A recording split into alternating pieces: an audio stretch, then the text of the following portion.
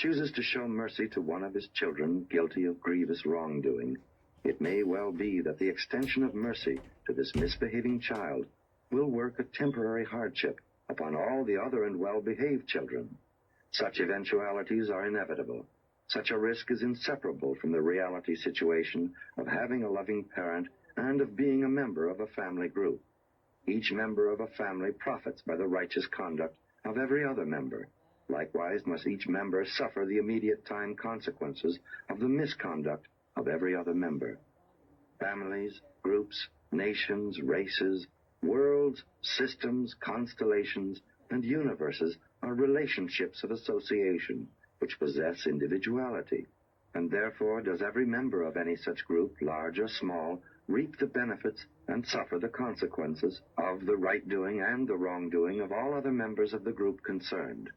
But one thing should be made clear. If you are made to suffer the evil consequences of the sin of some member of your family, some fellow citizen or fellow mortal, even rebellion in the system or elsewhere, no matter what you may have to endure because of the wrongdoing of your associates, fellows, or superiors, you may rest secure in the eternal assurance that such tribulations are transient afflictions.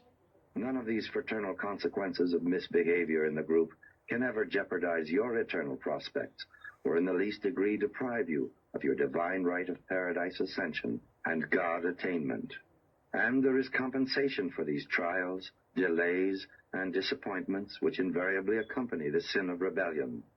Of the many valuable repercussions of the Lucifer rebellion which might be named, I will only call attention to the enhanced careers of those mortal ascenders, the Jerusalem citizens, who, by withstanding the sophistries of sin, placed themselves in line for becoming future mighty messengers, fellows of my own order.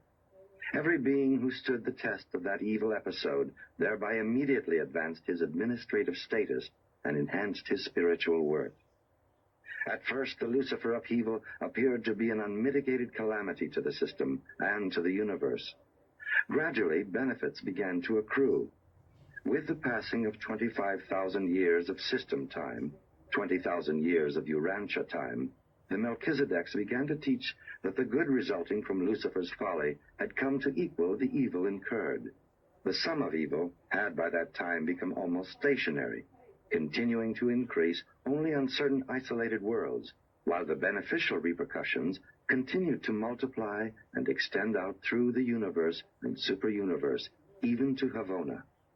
The Melchizedeks now teach that the good resulting from the Satania rebellion is more than 1,000 times the sum of all the evil.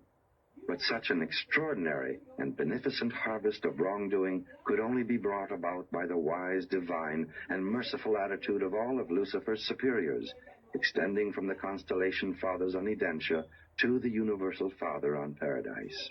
The passing of time has enhanced the consequential good to be derived from the Lucifer folly.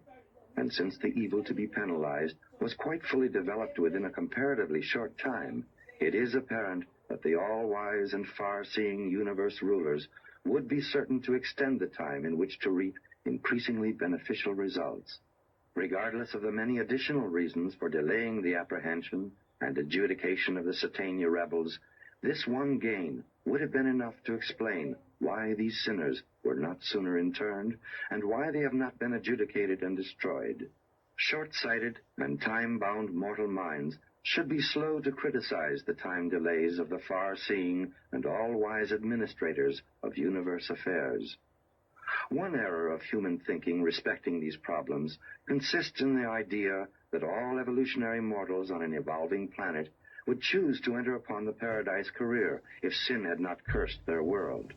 The ability to decline survival does not date from the times of the Lucifer rebellion. Mortal man has always possessed the endowment of free will choice regarding the paradise career. As you ascend in the survival experience, you will broaden your universe concepts and extend your horizon of meanings and values, and thus will you be able the better to understand why such beings as Lucifer and Satan are permitted to continue in rebellion. You will also better comprehend how ultimate, if not immediate, good can be derived from time-limited evil. After you attain paradise, you will really be enlightened and comforted when you listen to the superaffect philosophers discuss and explain these profound problems of universe adjustment. But even then, I doubt that you will be fully satisfied in your own minds. At least I was not, even when I had thus attained the acme of universe philosophy.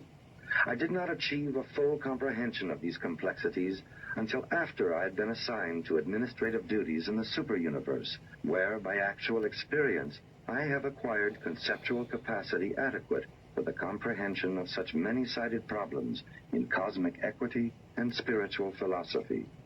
As you ascend paradiseward, you will increasingly learn that many problematic features of universe administration can only be comprehended subsequent to the acquirement of increased experiential capacity and to the achievement of enhanced spiritual insight. Cosmic wisdom is essential to the understanding of cosmic situations. Presented by a mighty messenger of experiential survival in the first system rebellion in the universes of time, now attached to the super-universe government of Orvonton, and acting in this matter by request of Gabriel of Salvington.